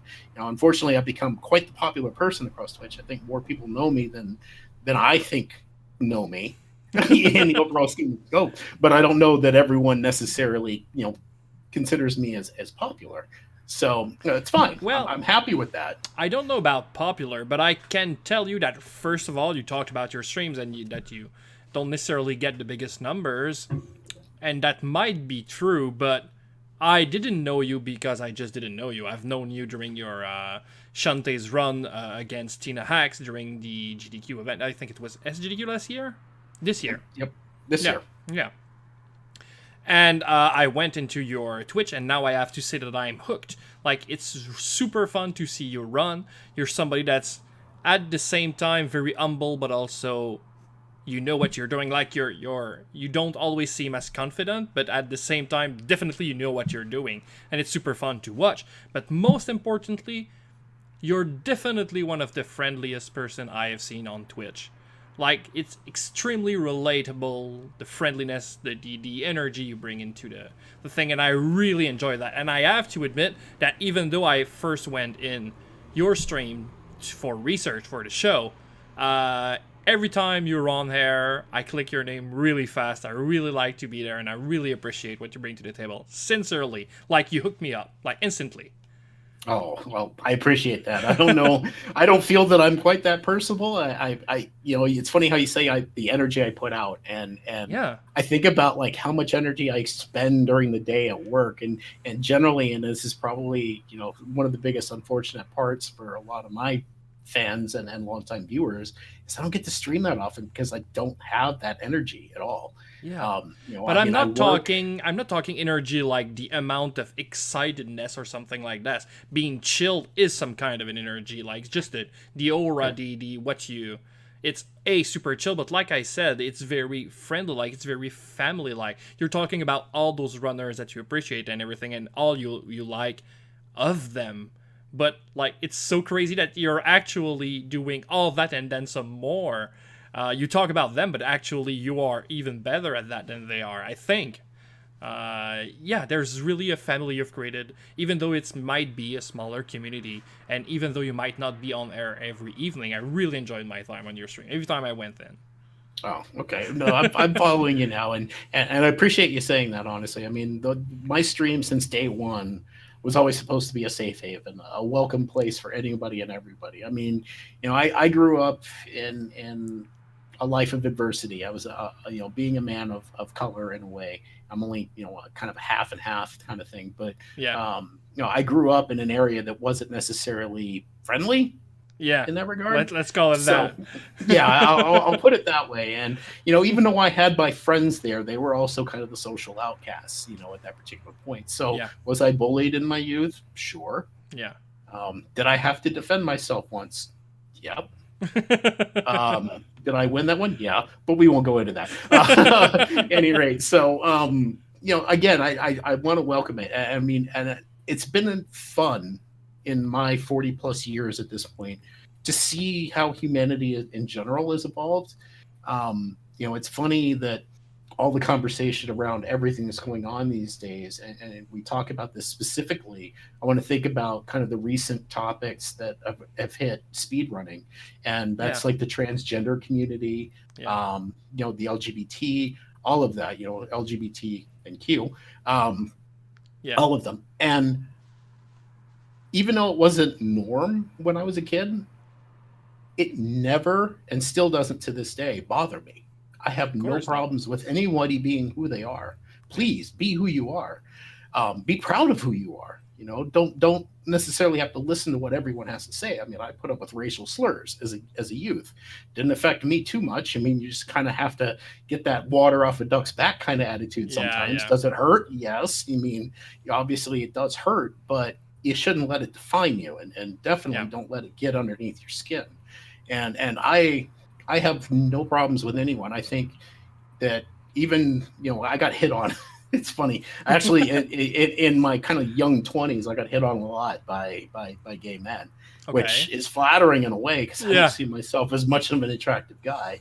I never did, and I still don't to this day. But it doesn't bother me. I mean, it was all in good fun. They Yeah. understood that it wasn't my lifestyle, Yeah. but I had no problem with it being theirs. And I've known my fair share of pretty much everyone across the board, and each one of them are absolutely fantastic people. And as long as Absolutely. you're a fantastic person, you're as welcome with me as anybody else. And that's kind of where my stream I wanted it to be, and I still maintain and make sure that it is that way. Anyone who comes in is welcome. Now you better behave yourself while you're there. Exactly. Like, Because I've had my fair share of people come in and be those kind of people, but yeah. I can guarantee they don't hang around long, or we make sure that they don't hang around long. Exactly. But otherwise, anyone and everyone can feel free to come and watch and laugh at my failures and enjoy just kind of the chill atmosphere. I try to be the non-salty gamer, but I've had games that push me to the limit. Earthbound comes to mind first. Yeah, makes That game, sense. that game really gets under my skin, and it shows sometimes. But for the most part, I mean, my main thing is I want to complete runs. I'm not there to reset Yeah. 100 times to do something, unless I'm playing Risky's Revenge, which requires it in the early game. But beyond that, it's like I want to complete runs, and I want people to enjoy the experience and share that with me, as I'm enjoying the game. And if I'm not having fun with the game, I'm not going to keep speed running it. Yeah, I makes just sense. refuse to do it. That's why, one reason why Earthbound isn't on there. I wasn't necessarily having fun with it, but secondary, it's a 5.5 hour run based on what Yeah. I do now. I'm not going to learn, the manipulation that they have through the first 3 cities, because Yeah. that's an ultimate reset just waiting to happen. That'll be a reset fest for days. Yeah. And when you're manipulating a game that far, it's no longer fun at all. I've never wanted to learn the step counts in RPGs or Yeah. anything like that, because I think it takes away some of the surprise factor. And if I'm not, if I know everything that's going to happen up to that point, it's boring. It's so Yeah. boring. That's all execution. I like the Shantae games for the RNG aspect. Exactly. They're Yeah. a lot of fun, and people get to laugh at me when things don't go the right way, where I don't adapt it properly to things that happen. Yeah. Exactly. But Just we the all, we item all drops. have, Yeah. yeah, we all have a good laugh with it, and I hope that everyone that does watch it actually does have as much fun as you say that you do as well. I mean, if you I enjoy do. your time there, I'm doing my job properly. Oh, yes, you do. I say job, I don't want it to be a job, but Yeah. I'm doing my part, Yeah. to be an entertainer, as much as anybody else is. And again, I go to watch streams not for the games that are being played, but for the people that are playing. Exactly. I feel the same way. I will have to discover people. Like right now, I'm really happy because I discover people, not because I'm looking for a game and then I discover somebody else. I discover people because the show makes me discover new people. The shout out section we do to the show makes me discover people that I might not have known for other reason. And this is super fun because this is a recommendation and it comes from somebody that I respect. So I know that I will probably really like what I'm looking for. But yeah, that's kind of a... At some point, you just have to broaden your horizon and you will look for a game. But other than that, I only watch people because of the person, not the game they are playing necessarily. Yeah. Yeah, That's what I like. sometimes broadening that horizon will lead to some pleasant surprise. You'd be shocked. Exactly. And And even if it doesn't, you've lost nothing but time. And even though time might be really rough to come up with sometimes, like if you do have free times, why not? Yeah. If you got a free moment, you see the big streamer there, but you're kind of curious about something else. I encourage just exploring just a bit. You don't have to get too Sure. far out of your comfort zone, obviously. And yeah, you're going to come across a lot of stuff you don't like, but Sure. eventually, you never know. You'll land on some people that you're like, oh wow, this is really cool, and I can see myself spending a lot of time here. Yeah. And I did, I talk about how I became part of Skybill's, a big part of Skybill's community. I think we kind of drifted apart a little bit. I mean, my life has gotten really busy. She's dealing with a lot on her end as well. I Okay. mean, they're both her and Oth are really focused on their streams and making them what they are. And it is what it is. But it's more a lack of time on my part to be able to spend time there. Like I see her live all the time, and as much as I want to be there, I feel like I need to be elsewhere, or I've got other things that need to be done. And it's sad to feel that, because she was like one of my first real draws in, and one of my first, I'll say, more or less friends, in Twitch in general. But I do like to pop in when I can, and I think it means the world to her as much as it does to me to be able to say hi and have that moment. And I like to get around and spread it. And I hate to say this, I've got so many swords on Twitch, it's not even funny. I'm half expecting one of these days that Twitch is going to come around and go, hey, you want to be the have that hammer. Not the wrench, obviously, but you want the shield or the hammer. Probably the shield. I think the shield is kind of the global admin. I wait for that. I mean, it's one of those deals. They'll come to you. You don't come to them, kind of thing. I hope they never do, honestly, because then I'm going to feel like I have to be everywhere at the same time. I have all of these swords, and I kind of feel like an obligation to be in that person's stream. Even though I know that nothing bad's going to happen during the course of their stream. I still like being there for them just in case. But it's so rare. And I think my real driver is honestly just to give them that extra, one count in the view numbers, I've always been a proponent of the small guy. As much as the big streams are entertaining, there's a point where it becomes less comfortable for me, I want to say. I get that, and less interactive. Like, it can't be as interactive. It's just impossible. It's not the streamer's fault for it to be less interactive. It's just impossible. Yeah, it's literally impossible to keep up with the flow of some chats, and it's that's not necessarily the problem I have with the big numbers. Honestly, I mean, I'm a notorious lurker. Okay, I get that. I've always been. I'm not the one in there like trying to make a wall of my name and text, in a chat. I'll come in, I'll say what I feel like I need to say, and then I'll move on. Or if it's one of those other kind of streams, I'll probably make the occasional pun. Yeah. Oh yeah. Because I've heard you were quite the pun master, and I really enjoy that because I do too. If you want a sample of what I can be like in a Twitch chat, go watch Ajaneb 147's Final Fantasy VII run. Okay. Just watch the first 4 hours, and then wait till they read off the donations in the first half of that run. I was hosting during that, and there was a point where even I made J2, who was one of his commentators, go, dude.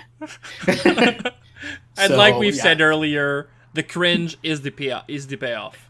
Yeah, for me, the cringe was the payoff. Like I heard the groans in the crowd. What crowd was there watching the run live? I heard their groans, and I was like, yes, feed me more, and I will do that in my fair number of chats. If I'm feeling a little spry that day, I'll come in there and I'll start just dropping puns depending on what's going on. And some people appreciate it, and other ones are like, oh.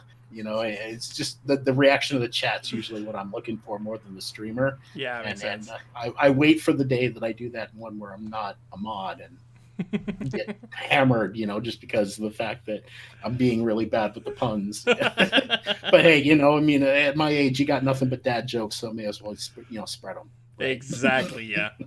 Are you a real dad? You've talked about your ex, but had you had a child? No kids. Okay.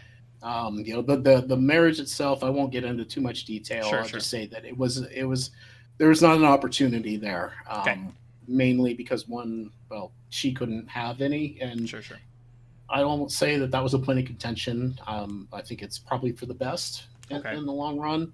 I as much as I wanted to be a father, when it really kind of came down to it, especially as I got older and kind of realized it, just wasn't in the cards, and it is what it is, and sure, I'd love to adopt, but right now I can't do that. I can't barely I barely am Yeah, able yeah, to support myself at this point with everything going on. And the other fact is, my business sometimes requires a lot of travel.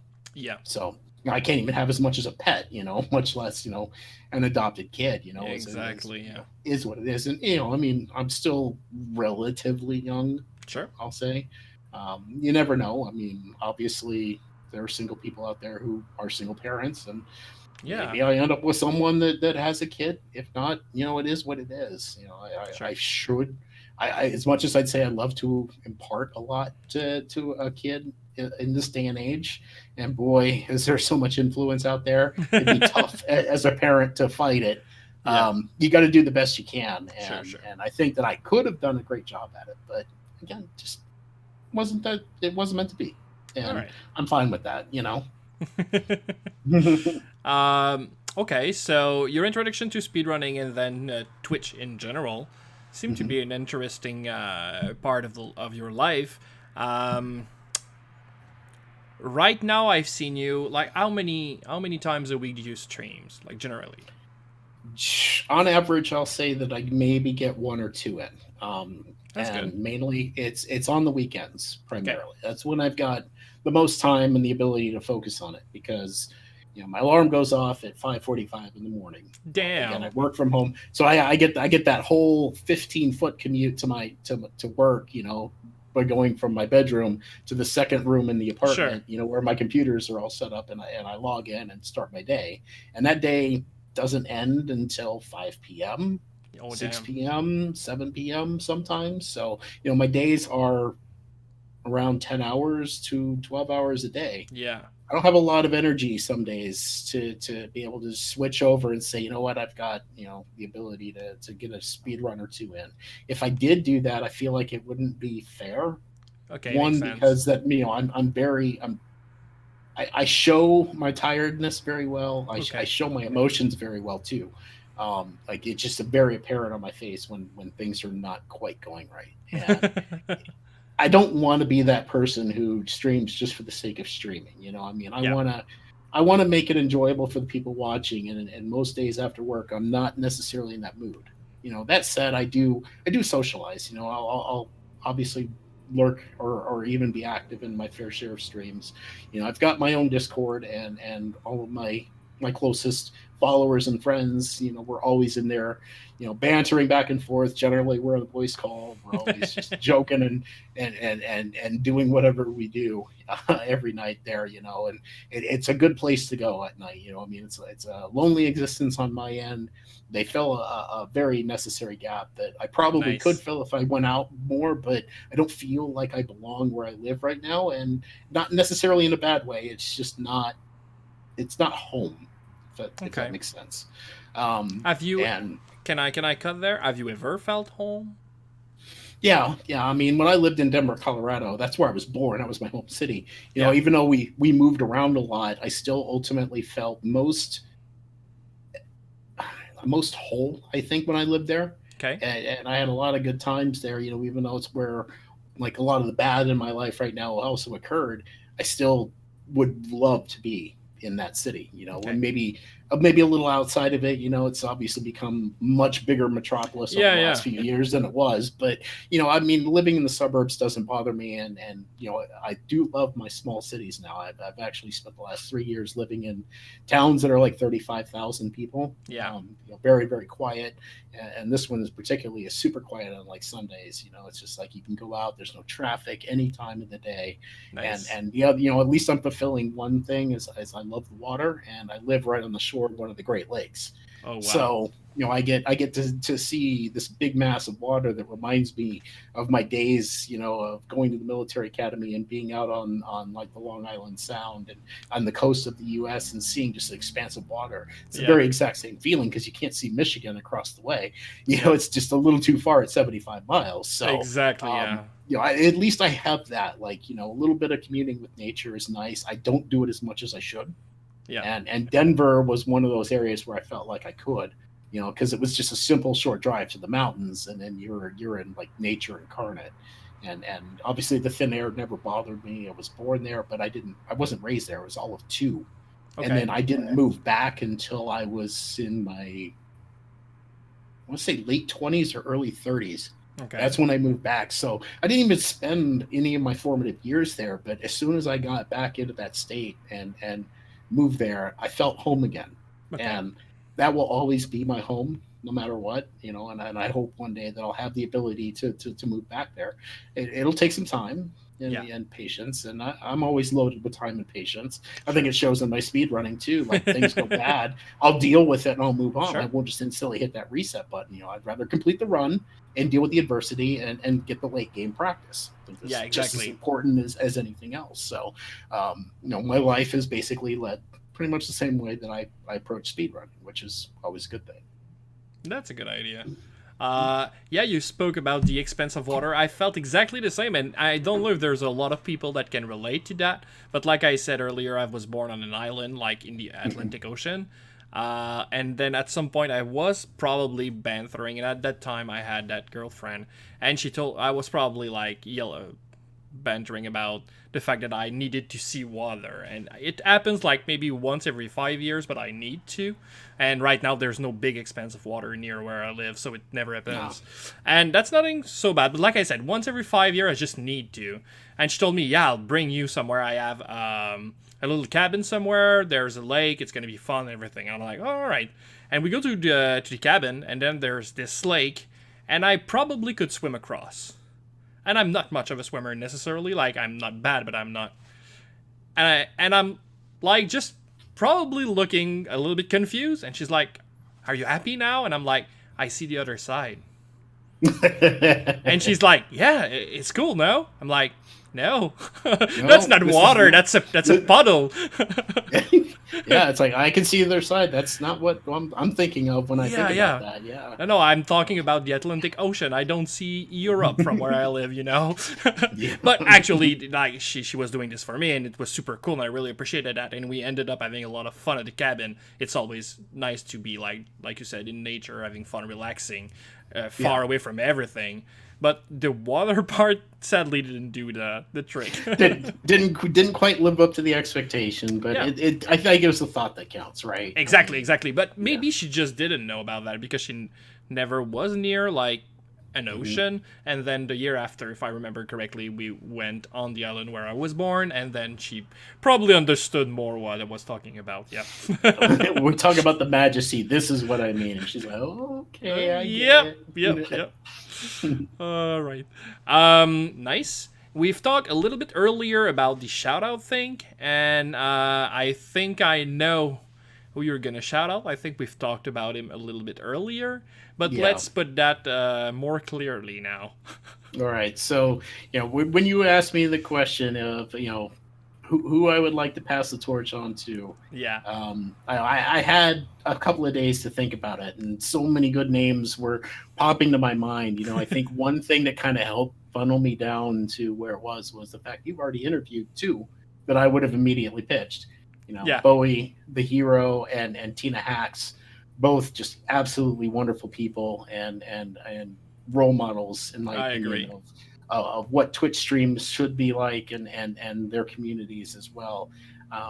You've already interviewed those two. So I had to broaden the scope just a little bit more. And in thinking about it, I would like to recommend someone that I think doesn't quite get the respect or the recognition I feel that he should. He's a wonderful person, absolutely great, and just I don't know if I want to say a whiz kid of a speedrunner, but damn, I'm jealous of his abilities. The man just sits down with a game. He's got his own way of doing things, and he's an incredibly intelligent and very methodical person. And it translates to how well he speedruns. And being a two-time fourth place finisher in the Big 20 is not something to sneeze at. No. Like, he may not have won, but to get in the first two that he's ever done, getting fourth place both times is an amazing achievement. And I would love to give my shout out to Skateman222. I feel like he definitely would be one you would enjoy talking to. The man can teach you anything. He's that good at games. So he's going to have to figure out exactly which one he's going to probably teach you because he just Yeah. knows almost everything. And he's just such a natural at everything he does. And I actually do enjoy the way that he approaches his stream. I mean, he'll wear the mantle of a memer, sure. I mean, he's run Animorphs, so you have to wear that mantle when you run that game. Yep, you do. You know, and but he just I'm jealous of his ability that he Wow. can just pick up a game, start to learn it, and actually put up a really good time. Like, the Half Genie Hero run that he did was very, very well. I think the time was faster than my current PB at this point, and that was a marathon run. And I've never been able to catch up to him whenever he actually bends his will to it. So he's a great guy. He's a great guy. Spent a lot of time over the last couple of GDQs, associating with him and whatnot. And I feel that your show will benefit from interviewing him, and I think you'll have a really good time chatting with him as well. And I believe he's a fellow. I know he's a Canadian. I believe you're Canadian too. I'm Canadian too. Yeah. You get to associate with a fellow Canadian. So can't wait to chat with him, or at least just extend the invitation and see if he would be up to it. But of course, I will make sure that he gets my invitation at some point. And if I end up being able to interview him, I'll hook you up with the episode so you can maybe even learn a thing or two about the man. Possibly. I mean, I feel like I know him pretty well, but I don't know that I know him. Yeah. So it would be interesting just in general to be able to watch that episode and learn a little bit more about someone that I highly respect and I feel is a pretty good friend of mine in the speedrunning community. So looking forward to that. I hope he accepts because I definitely want to see that episode. I definitely want to do it too, to see it too. The last questions I generally ask is pretty much always the same now. I want to ask you if there is a question that you would like to be asked. Something that I couldn't ask because I don't know you or don't know what you generally do. Like, I don't know everything. Is there something that you would have liked to be asked at some point? Or just bring the discussion somewhere? I don't know. I mean, I kind of ran off the cuff with a lot of it. We started out on one thing, and I would just kind of took it on its natural course. And, it's funny because I was just watching the Dwango AC one you did yesterday. I was paying attention to it while I was working or listening, and he kind of did the same thing. Oh, damn! He ran with it, and then he would ran with it. And I feel like I did a lot of that too. I don't know that we necessarily missed anything. Yeah. Specifically, I mean. I guess the one question I always wait for, but it never seems to come up. This is like the second podcast interview I've done. Okay. No one ever really kind of talks about the age thing. Like, okay, why is somebody in their 40s, doing speed running and very avid gamer? Well, I think I touched on some of it in the regards of it filled a very empty void in my life. Especially speed running after an extremely difficult point in my time. But I guess. Is it hard to be of my age in this kind of community? Yeah. I worry about that sometimes. Like my first experience at AGDQ when I went the very first time, I felt like everyone's father. It's like I don't have anything in common with these people, which isn't true. It's not true though. To believe that. I mean, we're all there for a good cause. We're all there because we love games. And that's really the common ground. And as at someone my age, it was an initial fear of mine, and I've actually got a quote in my bot about considering myself a meme in the speedrun community, and maybe I am a little bit. I mean, I have 2 world records. Again, things I never asked for or was working for, but kind of landed in my lap. But they're in categories that no one cares about. It's 100%. Both kind of glitchless, no out of bounds. So I guess you could just say it's a really fast Let's Play. Yeah. But world record on the leaderboard is, I guess, world record on the leaderboard. They're both easily beatable runs. Anybody with any real time and competence come across and take it. So I really wouldn't care. I'd probably help them learn. What they need to do it. And more power to them, if that's what what it is. I mean, again, I'm just there to have fun. I'm not there for top times. And and then ultimately doing my part for worthy causes. I mean, that's my main driver. And as much as I would love to be like Dwango or Tina that takes their Twitch income and immediately passes that on, Yeah, yeah, and maybe yeah. even doubles it, for charity. If my situation turns around overnight, I would immediately do the exact same thing. Yeah, I mean, exactly. the money I get on Twitch now just sits in a PayPal account, and the only thing that I put it towards is a Frankerface Z support, which allows my chat to use 50 emotes in my channel. Yeah. I mean, that's me giving back to them. Otherwise, the money sits there. If something breaks down, I'm not able to stream, then at least I've got a little bit of financial way of A leeway, yeah. replacing it. Yeah, I mean, that's I want to give it back. Ultimately, I feel I give it more back to the community, but I would love to be in that position where I could also just Yeah. turn But around and take that money and give it we back. can't all do that. Like, I've checked my numbers for last year's and how much money I've given to charity, and I was kind of flabbergasted of how much percent of my total income a year it was. And yeah, I sadly need to slow down a little bit this year. I don't know if I will. I probably won't, but like the total income percent is more than more than than any human. Like, we always should give more, but it's not good if it ends up like yeah. Yeah, my first year on Twitch it wasn't a charity. That's the sad part. But I spent I can think of two streamers in like the first year that I spent on Twitch because the hype was so real for Sure. me then. Um, I think each one of them at least got $1,000 from me over a Wow. course of a number of donations. So that was early on, and I was really stupid. Like I had all the money from when I sold my house Okay. when everything went down.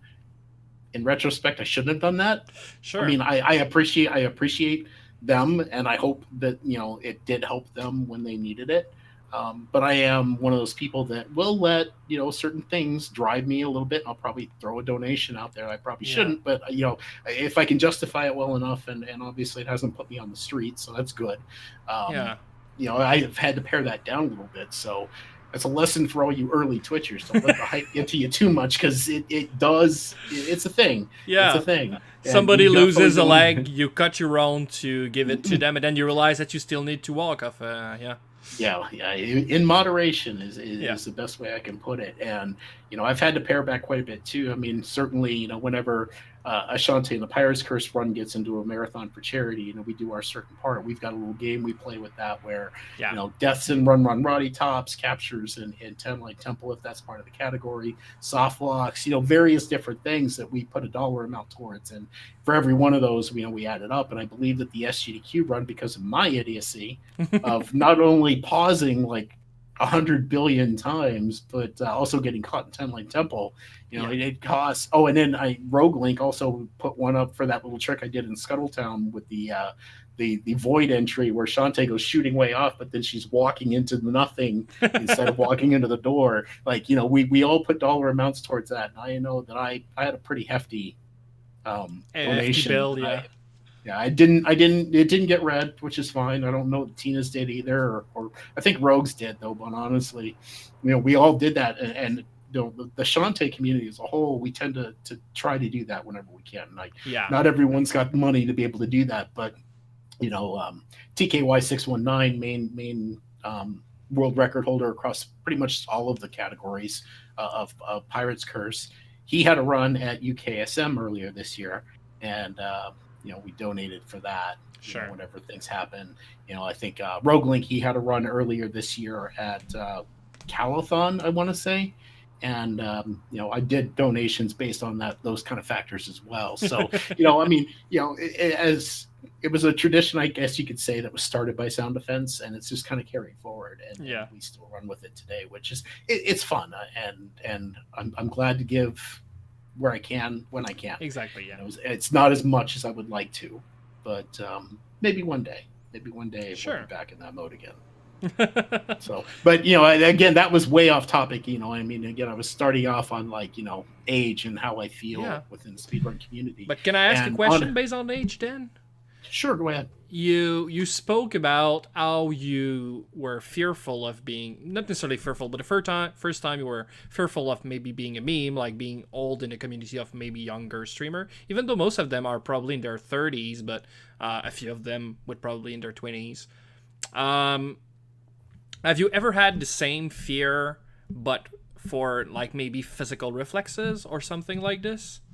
Like I've seen you play, you're pretty good, but you know where it's pretty clear that I won't speak for you, I speak for me, but it's pretty clear that I don't have the physical reflexes I had when I was younger. I do have wisdom, more intellect, I know more stuff, and it most of the time in my gaming experience, I will use the wisdom and the knowledge I have now to convert. I will convert that for the dexterity I've lost, but I know I'm less quick than I was. I'll say this: there was never a fear of that. Okay. Like I've always had really good hand-eye coordination. Yeah. I still do. It's not what it used to be, just like you said. It's exactly that. I can't do a lot of the things that I probably could have done 20 years ago. If I'd have found speedrunning 20 years ago, this could have been a completely different conversation. Maybe, yeah. But I don't think that was ever a fear. I mean, okay. From my perspective, I always feel out of place anywhere. Like I don't want to say I'm socially awkward. I think that's the wrong word. Yeah. But I'm not comfortable in social situations, if that makes sense. Yeah, it does. I'm not a big crowds kind of person. I don't go to really crowded events like concerts and things like that because I don't like being in masses of people. Yeah. But GDQs are a different experience. I mean, I think there's enough space in all the venues that they do. That's not really a problem. I don't get that claustrophobic feeling. And fortunately, I've been welcomed enough by everyone, regardless of age, that I don't feel uncomfortable with it. It was an initial concern. Yeah. And that first GDQ I went to, I think it really reflected because I spent more time in my hotel room than I did, cavorting around. And something kind of jumps out, like I went back and I made the mistake that you're not supposed to do. Never go back and watch the VOD that has the Twitch chat associated with the run that you're on camera for. Now, Fortunately, I feel good about this. Like the one experience that really kind of led to that comment was after doing the commentary for Toucan Sham. Okay. Because something was said during the course of that kind of hit me a little bit, and I think it stuck with me. And I made that comment about being a meme and feeling that way. But I at the same time, I used it as an armor and a shield. And I get what? A bit of a shield. And that's part of the quote that I actually have is that, it's my armor, it's my shield, and I'm proud of it, because at the end of the day, I've got better times than some people that are half my age. So, come bot me, that's fine. But don't talk smack if you're not, able to kind of walk the walk or talk the talk, in that regard. Exactly, so, yeah. Again, kind of to answer your question, I don't know that having the reflexes or the abilities that maybe we did in our youth, I don't think that should ever be a roadblock. I mean, exactly, yeah. Be aware of it and know that, obviously if you're trying to get Super Metroid world record, and you're 50 years old, good luck. You're going to have to be. I will applaud the effort if you pull it off. I will applaud you up and down if you're able to pull it off. And there could be people out there that could. I mean, I don't know that hand-eye coordination and reflexes necessarily degrade as long as you keep them trained. But I think it still does. Like I would probably be talking more about I really enjoy fighting games, and my go-to games is all the Smashes, like Smash Brothers. I enjoy all of them. I'm not necessarily, I never stuck to one, so I'm not necessarily one of the big melee player. I'm playing Smash 4 right now, and I'm really eager for the 5th one Ultimate that is coming soon. But I've started to play it the year it released on N64, and I'm still playing it today on the Wii U. And I can definitely remark a very big difference of what I was doing when I was younger and what I can do today. And I still play it today, not competitively, but we do have a bunch of friends that are kind of competitive in our very own circle. And I know that I had to make up for my change in dexterity, let's call it that, with knowledge and reading the opponent and everything like that. Stuff that I know more of today than I would when I was younger. When I was younger, I would just play my game and add the opponent dance to my rhythm, and I would win that way. Today, sometimes I have to dance to my opponent's rhythm because he's faster than I am. He might be younger. He might just be real good. But now I have to bait him. I have to make him like, I don't know. There's a lot of stuff you can do with your opponent's brain, and you have to pick on them to make sure that you make them follow your dance at some point, because you cannot just play your opponent's game all the time. You'll lose. No, yeah, exactly. And that's, I think in gaming in general, that's a very true statement. Like, you know that you don't have the reaction time that you used to. It's fine. But when you're speed running, you're playing the game so much that you're going to know practically anything and everything that's going to happen, right?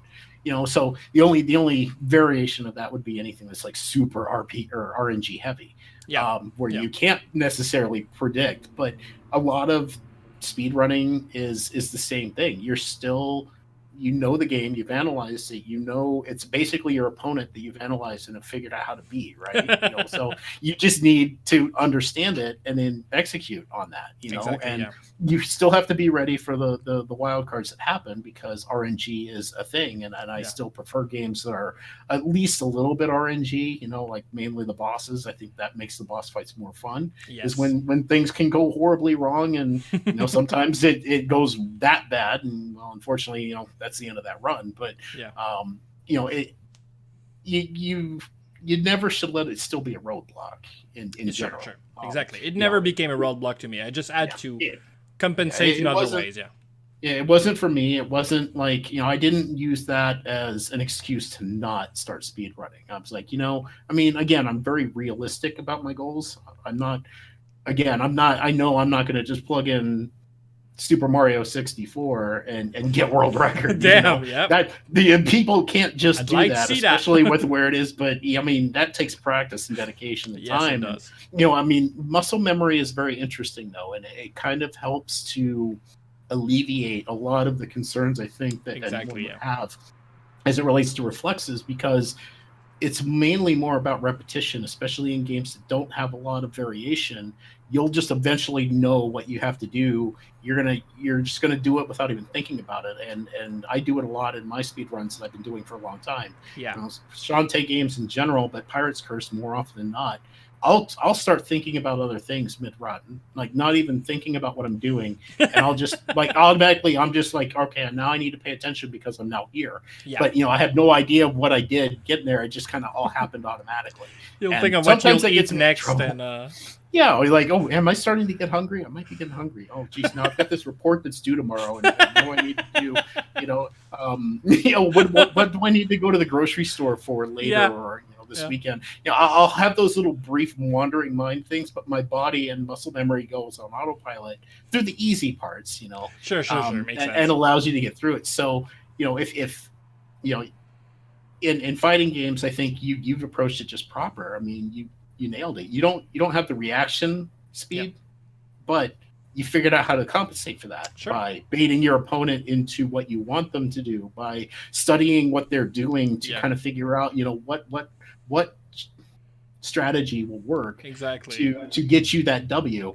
And anything that you deal with, be it fighting games, tactical games, FPS or platformers, doesn't matter. I mean, once you understand how to get what you need to do, you just apply your mind and there you go. And then practice makes perfect. Yep. I had a real blast chatting with you today. Sincerely, like I said, I know you from so far back. 3-4 months, maybe, like June. It was June, right? July? Yeah, it was the end of June was SGDQ, where my race with Tina Hack. So this is the first time that I had a run at GDQ. Maybe the only time at this point, unless I come up with something, or maybe I don't know. We've got some plans for this next SGDQ from the Shantae community perspective. We'll see, but again, it's going to come down to the games committee, and even though I think the game is due for another exposure, and I think we've got a good plan for that. I don't know that it'll get in. I'm not going to guarantee it, but if it doesn't, oh well, no big deal. We move on. I mean, I've been turned down for 3 GDQs beforehand, but I also didn't quite understand how it kind of worked. But I think I've got at least a good idea A of better idea when, now. a better idea of like when and what you should submit, to be Okay. honest, especially in games that are not like well known, like the Super Metroids and the Marios. Kind of mainstream You games, you, you yeah, you don't go back to back GDQs running the same game and category. It just doesn't work. You've got to bring something a little fresh to the table and give it time to rest. After it's had its day in the sun, right? Yeah. And I think that Risky's Revenge has potential Okay. in this upcoming SGDQ, and it seems like SGDQ has been very kind to the Shantae games. Ooh. So we'll see what we can do. But I'm not going to guarantee it'll be a thing, and Lord knows what my next game will be at a GDQ if I even get one in. And if I don't, that's fine. I'll still go to the event. I'll volunteer my time to help the event, raise the money, and that's really kind of it for me. At least I'm doing my part. Even if I'm not that front person, it's fine. People yelled about the fact that I was in a race and not doing my own run. It's like, you know what? I don't care. I'm doing my part for charity, and I'm going to have fun doing it. And hopefully it'll, I thought I was going to lose that race from before the even started. I was like, Tina's a really, really good runner of that game. She'll tell you otherwise, but some things fell in my. Yeah, she's phenomenal at everything that she does. She's kind of like skating. The fact that once she gets her hands on something, she'll put some real skill to it. And sure, she'll say she's bad at video games. Don't take her word for it. No, I'll never do. Really good. Yeah. I'll say the same thing on my stream. I'm bad at video games sometimes, and it's just poor execution. It's kind of our way of being hard on ourselves when we don't quite do what we know we're capable of doing. But from the eyes of an outsider, it's still really impressive. Like I've been on your stream lately, and you were playing what's it called, the old NES ship game, but then there's Shantae as a pilot. Blaster Masters. Thank you.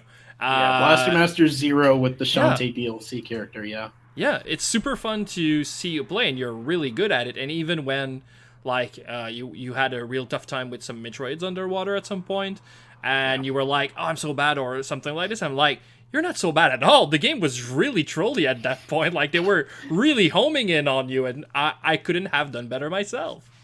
Yeah, I don't know. That's a mixed bag. Like, there's things I could have done to make that situation better, but I kind of was being very stubborn about it. Again, it's our own ways of knocking us because we know that we're better than what we just displayed. Yeah. And it didn't come through, and I think it's all in fun, really. I mean, when we say it, we don't mean it. Exactly. It's just maybe in my case I do. I'm a self-deprecating person, but I don't really mean it. I'm not going to hang up my controllers just because I have one bad run. It's never going to be that way. But I appreciate the compliment. I mean, I think that, for my first and maybe only appearance on a GDQ, I did really, really well. In fact, that run was only like half minute, maybe 45 seconds off my PB. Oh, and wow. This last Sunday, I did my first real attempt at it. Like, not even that. I thought it was going to be a D-Rust session. My first run was a couple of minutes off my current pace, but my second run, was only a few seconds off PB. So it's either saying that on a D-Rust run. On a D-Rust run. And I'm like, okay, so either my PB is really bad or I just haven't lost my touch. It took me like one run to knock the rust off, and now I'm back in competitive shape, Wow. I mean, obviously Turkey is a phenomenal runner. The guy feels like he's human Taz. He's a hard man to catch, and not many people can. So kudos to those that actually put up the good fight. I'm happy only being a couple of minutes behind him because he's that good. He's got such a great feel for the game and how the character moves. He just cuts down frame movement like without even thinking about it. He just does it naturally. He's got an internal clock in his head that just everything happens automatically, and it's a beautiful thing to watch when he's just really, really on. It's a beautiful thing to watch. I would be happy to be within a minute of him on any board, but right now that's not going to happen. I wish you that. You can achieve it, I'm pretty sure. if I had more time to practice and a lot more time to play the game, maybe I'd have a decent shot, but it's something that I know is not within the cards, and I'm very accomplished and very happy with what I've got. I mean, a lot of my times across all the games that I've run practically are top 10. There's a few that I don't quite put in that kind of time. Like, I think I'm on 75th on the board for Earthbound now, but there's a lot of manipulation and stuff that I'm not doing, which obviously puts me at disadvantage, but I never did get the goal that I wanted. I wanted the sub 5, and I just ran out of time. I couldn't do it. My job picked up. There was no chance for me to be able to learn the things I needed to learn to do that. So, that's that one. There's other games I've dabbled in, but never really put a lot of time into, like Bloodstained, Curse of the Moon. I picked it up a little bit during the course of GDQ, ran it a few times. And then I kind of set it aside, like I got distracted and then put on to other things. So, maybe I'll come back to it. Maybe I'll try to get something competitive. But if the game doesn't necessarily grab me, if it doesn't, it doesn't. I will continue to run what I'm passionate about because I feel that my viewers on Twitch get the most benefit for me enjoying what I'm doing. Exactly, not just learning something because it's the new hotness. I don't. Never been like one to jump on bandwagons when they come around, So, we just do what we do, and like you say, I'm very happy with everything that I've got and continue to do right now. And I wish you well in the future, and I will be on your stream to see that. Sincerely, like I said earlier, I really enjoy my time with it, and I can't wait to see the runs you're making now and what you'll get into next. Yeah, I'm waiting for that next game to really grab me. I've got some thoughts about Time Spinner. I had a lot of fun with that game recently. I don't do casual on my stream ever. I'm a horrible casual streamer. Okay. Mainly because I'm not the most talkative unless I know what I'm talking about. Okay, makes sense. It's a blind game. I don't know what I'm talking about, so I don't necessarily talk. The other thing too is I get really annoyed with the fact that the know-it-alls come in there and they start trying to hold your hand. Yeah, the backseaters. Even though you explicitly say, don't backseat. They just can't help themselves, and I refuse to even put myself in the situation that you could. So I leave my casual games to my own personal time, which is all right. And then I'll bring the speed run if I decide to learn it to live on Twitch. And Time Spinner is an interesting one. I'm toying around with it offline to see if I'm going to like it. Mm-hmm. I enjoyed the game immensely casually, but I don't know about the speed run yet. It's a little bit more difficult than people have made it look out to be initially. And until I have a chance to really deep dive it, I don't know. So, that's the real question on the table is what's next for Nori? Exactly. I'm having a lot of fun with Blaster Master Zero right now. I know that I got a lot of people that followed me from SGDQ because of Shantae. I don't want to get rid of Shantae, but I felt like I needed a break. Yeah. This is a perfect break. It's Shantae, but it's not Shantae, right? It is, yeah. It's still Shantae, but it's not the Shantae that people signed up for, and that's understandable. I mean, sure, I've had some really good success with that, game. I'm getting better at the 80% run. On a whim, I just decided to run the 100% because I knew that the time that was posted was nowhere near optimal. I think someone just did something and put it on there just to have something in there. It took me watching. I didn't even watch a run. I played it offline, did 100%. And as I was going through, I was taking notes and trying to figure out, what's the most, and I'll use this loosely, optimal route. Yeah. I don't know. I think it's still a work in progress from the Shantae 100% mode. But, I when I did my first run, I said, sub 2 is easy. Sub 2 should be no problem. Within 2 runs after having said that, I got sub 2. Wow. And then, I've got it down to a 157 right now. And I believe that 155, if not 150, is possible. Wow. But it's going to take someone with a lot more skill in the game than I have to do it. But I think it can be done. So, part of speedrunning obviously is a community effort, right? Someone lays the path, shows them the way, and then other people come along and they find the imperfections and they smooth those over. Exactly. And ultimately, that run becomes the best that it can be. And being part of that is a big thing for me too. Like, just helping to make a speed run what it can be. Exactly. I think is just as fulfilling as getting the world record yourself. Exactly. Because you had a part in making that happen when you get down to it. When somebody gets the time down and you know that it's a big community effort, it's as if all the community had just got world record. Yeah. In a way. All right.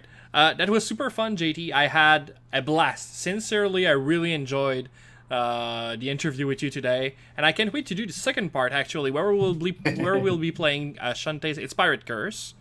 Yep. And what's the name of the trick we will try? So I'm gonna give you a twofer. You're gonna learn 2 things. One of them I consider more an exploit than a glitch. Okay. Which is the risky shuffle. That's the easy part, but that's also like 50% of being the speedrunner of that game. You learn that, you can do just about anything. But the second thing I'll teach you is basically some of the out of bounds trickery and specifically, I'm going to show you a food float. And as a backup, maybe a potion drop, but we'll see how it goes in teaching you. But ideally, what I'd like to do is see if you can do the skip in Cackle Tower. Okay. And it'll give you at least a good feel for how the out of bounds works with that particular game. And I think you'll have a lot of fun with it. And it's not too terribly difficult. So all right. Can't wait to try it out. Yeah, I can't wait to teach you. It'll be interesting to see if I can still teach people. Pretty sure you can. So that will be in part 2, so if you want to go and watch that, it's going to be on YouTube too. But thank you very much, JTNoriMaki, for being on the show today. It was a blast. No, thank you for having me. A lot of fun. I know I was nervous going into this, and I was a little surprised when you reached out initially, and then you told me who recommended me, and I'm thinking, why did she pick me when she's got so many other people? But I really appreciate the opportunity. I had a lot of fun. Kind of getting to know you as well. I mean, I know a lot of this is more focused on the people you interview, but I feel like in the course of watching what you've done so far, that I've gotten to know a little bit about you as well. And, if you ever need a D&D campaign idea, I've got one for you. I know you mentioned that at one point. So I do play D&D a lot. Yeah. We'll talk about that. If you ever GM, I've got a great campaign idea. It was someone that an old GM of mine did like way back when, and it was hilarious. But I appreciate all that you're doing. I mean, I think you're doing a great service. I know that you started this project, I think, is kind of like getting to know speedrunning in general. Like you're relatively new, I think, overall to speedrunning. No, not necessarily. No. I'm from speedrunning from quite a long time. I've actually made the show for one reason. It was that I was looking on YouTube for that show, and it didn't exist. Like, not a podcast about speedrunning. There is plenty of them. But, I mean, a show where the actual name of the episode, what would be talking about, would not be the game, but the speedrunner. Okay. And if that exists, I've never seen it anywhere else. Yeah, I'm not really sure either. Yeah. Like, I think about the Frame Savers podcast that author Blues. Yeah, but the name of the episode is the game they play, and they invite someone to talk about the game. Yeah. Yeah, exactly. So I think I really respect what you're doing. I mean, taking a moment to learn about these runners and getting exposure and maybe even out there, the people who have always been curious about their favorite person, they'll get a chance to actually kind of get to understand that guy a little bit more. Exactly. So, yeah, I really like what you're doing. I've had a lot of fun watching the episodes that are published. I can't wait to see more. And look forward to this growing and becoming a big success for you as well. Thank you very much. And thank you guys for watching this. See you on the next episode. Bye-bye.